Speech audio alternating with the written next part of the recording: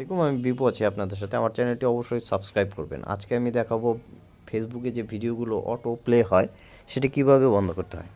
চলুন দেখি আমার ফেসবুকে ভিডিওগুলো অটো অন হচ্ছে কিনা। হ্যাঁ হচ্ছে, দেখতে পাচ্ছেন ভিডিও কিন্তু অটোমেটিক অন হয়ে গেছে। আমি ভিডিও অপশনটাতে যাচ্ছি, দেখেন ভিডিওগুলো অটোমেটিক কিন্তু অন হয়ে যাচ্ছে।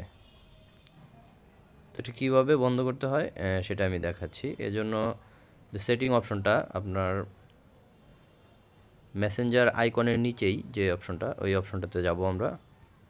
এখান থেকে নিচে যাব সেটিংসে, সেটিংস অ্যান্ড প্রাইভেসি এই অপশনটাতে, সরি সেটিংস অ্যান্ড প্রাইভেসি এই অপশনটাতে যাব, দেন সেটিংয়ে যাব।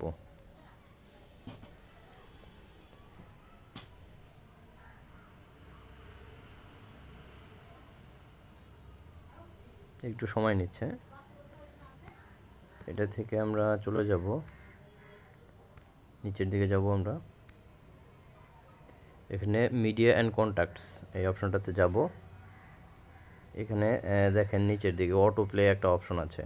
অটো প্লে অপশনটাতে আমরা যাচ্ছি, গিয়ে এখানে কিন্তু দেখেন choose when video auto play এই অপশনটাতে on mobile data and WiFi connection, এটাতে কিন্তু আমার টিকমার্কটা দেয়া আছে। দ্যাটস মিন আমার মোবাইল অথবা ওয়াইফাই যেটাতেই আমি কানেক্ট থাকি না কেন ইন্টারনেটে, আমার ভিডিওগুলো অটো প্লে হয়ে যাবে। আর নিচের অপশনটা আছে ওয়াইফাই কানেকশন অনলি, যখন ওয়াইফাই কানেক্ট হবে তখন শুধু ভিডিওটা অটো প্লে হবে। আমি চাচ্ছি যে আমার অটো প্লে হবে না, আমি যখন চাইবো আমি নিজেই প্লে করে দেখব। সো এটা আমাকে সিলেক্ট করতে হবে নেভার অটো প্লে ভিডিও এই অপশনটাতে।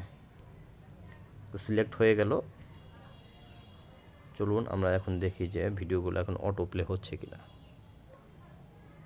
এখন কিন্তু দেখেন কোনো ভিডিওই কিন্তু অটো প্লে হচ্ছে না। আর যদি প্লে করতে চাই সেই ক্ষেত্রেই ভিডিওগুলো প্লে হবে। এই যে,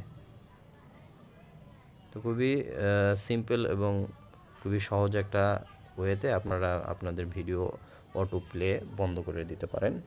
তো ধন্যবাদ, লাইক কমেন্ট শেয়ার করতে ভুলবেন না।